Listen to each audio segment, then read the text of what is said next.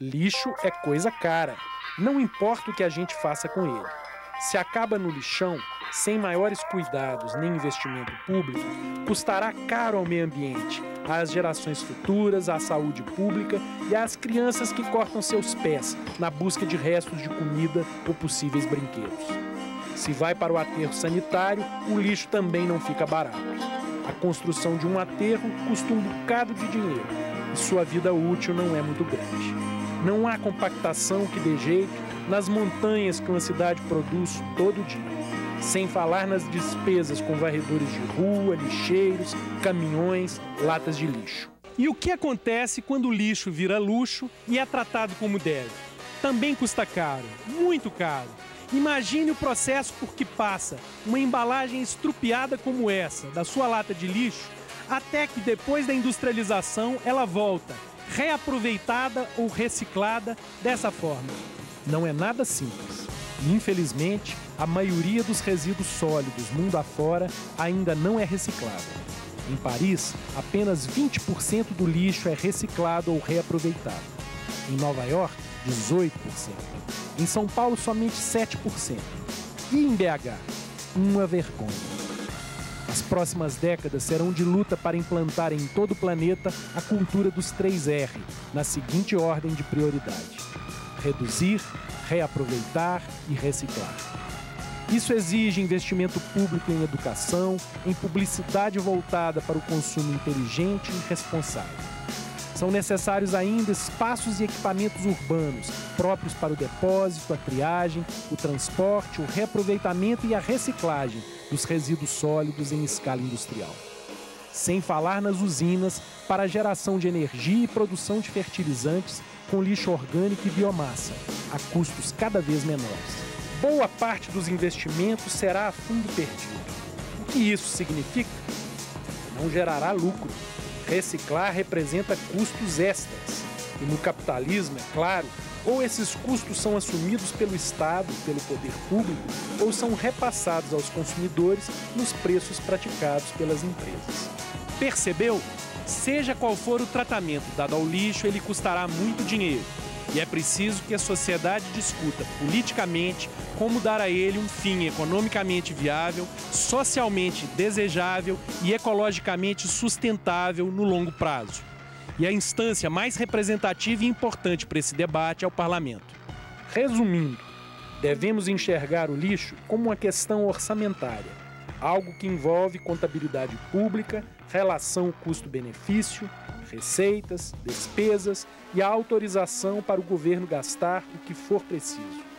A aula que você verá a seguir trata do orçamento público, como ele é proposto, discutido e aprovado, e as instituições governamentais envolvidas.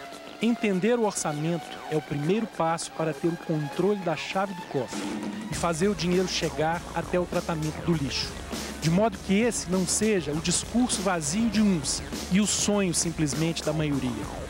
Veja como isso acontece na aula a seguir. Até o próximo programa.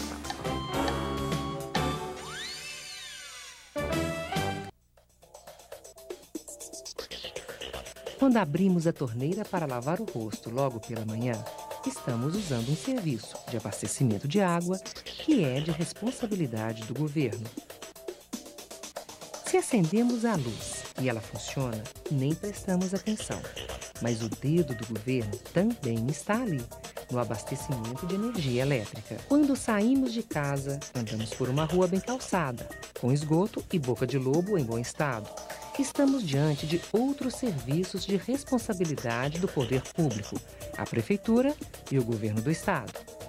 Quando levamos nosso filho até a porta da escola ou procuramos o posto médico para uma consulta, também estamos vivendo situações em que o governo está presente. Educação, transporte, saúde, abastecimento, saneamento básico são alguns exemplos de setores onde o governo presta serviços à população. O governo está presente em muitos momentos da nossa vida, sem que a gente perceba. E quando isso acontece, é sinal de que o governo está cumprindo a sua obrigação.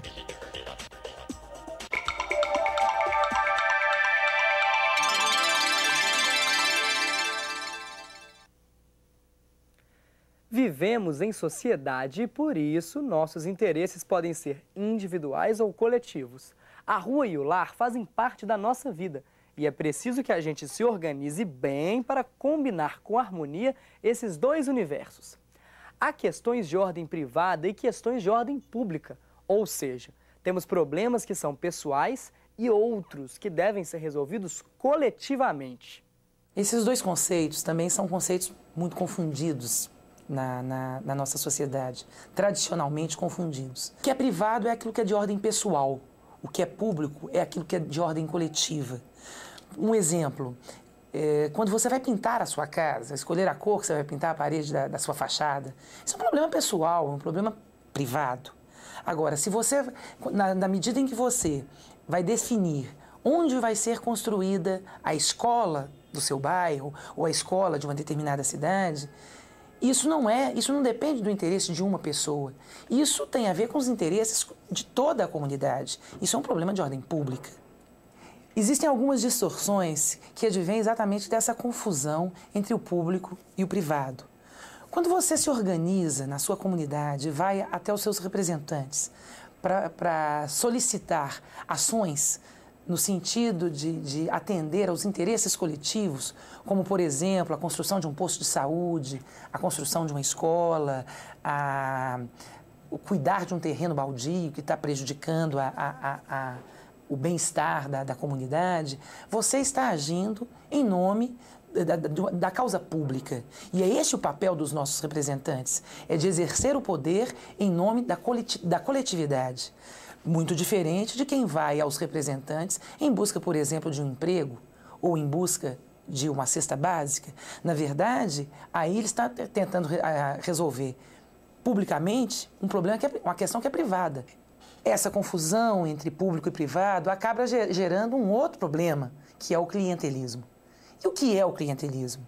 Na verdade, é o atendimento de questões privadas, de interesses privados com dinheiro público. O poder público foi criado para encontrar soluções para os problemas que vão além da vida pessoal, ou seja, para dar conta de cuidar da saúde de todos, da educação de todos, da segurança de todos. Ele está presente em muitos dos momentos na nossa vida, sem que a gente perceba. Entre elas, destacam-se duas situações: quando nos obriga a pagar algum imposto ou taxa e quando nos fornece algum serviço ou benefício. Para ilustrar como o governo está presente em nossas vidas, vamos lembrar alguns fatos ocorridos neste século no Brasil. O presidente Getúlio Vargas conduziu um vigoroso programa de apoio aos trabalhadores urbanos. A criação do Ministério do Trabalho, a jornada de 8 horas, a Justiça do Trabalho, a instituição do salário mínimo e a consolidação das leis do trabalho. A população rural sentiu-se enormemente atraída pela oferta de emprego e pela proteção ao trabalhador nas cidades. Em 1930, só 1/3 da população morava em cidades. Hoje, de cada 5 brasileiros, 4 moram nas cidades. Década de 50. A fim de levar o desenvolvimento econômico para o interior e integrar as diferentes regiões brasileiras, o presidente Juscelino Kubitschek decidiu, entre outras coisas, negociar a vinda das primeiras montadoras de carro para o Brasil, construir Brasília, que viria a ser a capital da República, no lugar do Rio de Janeiro. O país experimentou um grande desenvolvimento industrial, incentivado e, até certo ponto, determinado pela política de Juscelino.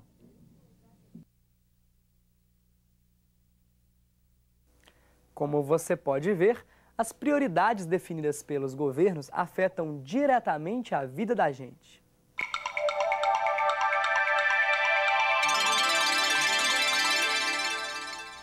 Bons planos não garantem bom governo.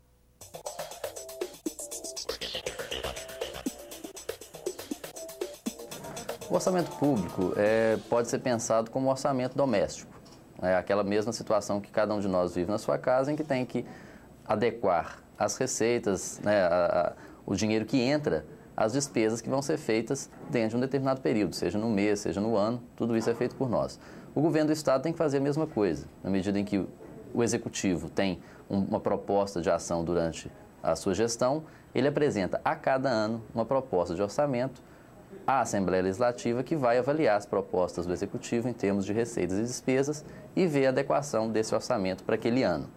No caso da participação do cidadão, eu entendo que ela tem que se dar muito mais ao longo do ano, discutindo com os deputados, discutindo com a Assembleia, participando nos eventos em que a Assembleia abre essa participação, para que ele entenda, para que ele mostre para a Assembleia quais são as necessidades de determinadas áreas, as prioridades de instituições, de setores da sociedade, para que os deputados possam, no momento certo, aplicar essas informações na elaboração do orçamento, apresentando emendas e sugestões de modificação à proposta do Executivo.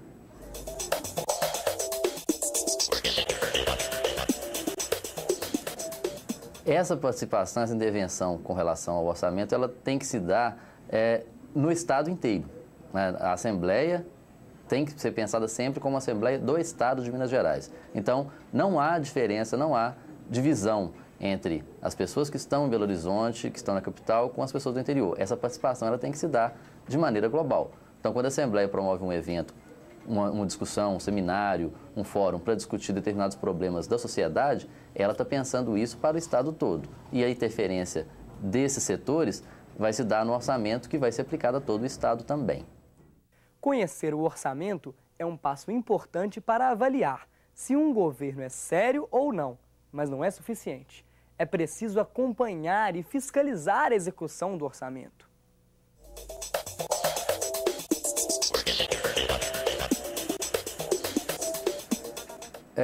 O controle, né, das ações do Executivo, hoje, com o advento da tecnologia, ele está muito mais facilitado na medida que o Estado dispõe de sistemas informatizados que permitem registrar todas as ações em termos de projetos, de gastos, de execução orçamentária ao longo do ano. Um sistema específico para isso chama-se SIAF, que é o Sistema Integrado de Administração Financeira, cujas informações, por lei, estão agora sendo disponibilizadas através da internet. Então, a internet é o meio mais viável, mais fácil que o cidadão tem hoje para acessar essas informações e, com isso, poder acompanhar os programas e projetos do Executivo. Ele pode consultar tanto o site do Governo do Estado, quanto o site da Assembleia Legislativa, que tem sob sua responsabilidade justamente o acompanhamento dessas políticas públicas, da execução desses programas e projetos do Executivo. Então, através do site da Assembleia e do próprio Executivo, todo cidadão, em qualquer lugar do Estado, tem plenas condições de acompanhar o que está sendo feito com o seu dinheiro a cada ano. Todo cidadão deve verificar o porquê das coisas não estarem funcionando como deviam e lutar para fazer valer o interesse coletivo. Afinal, o dinheiro que está em jogo saiu do seu bolso. Pense nisso. Tchau e até a próxima.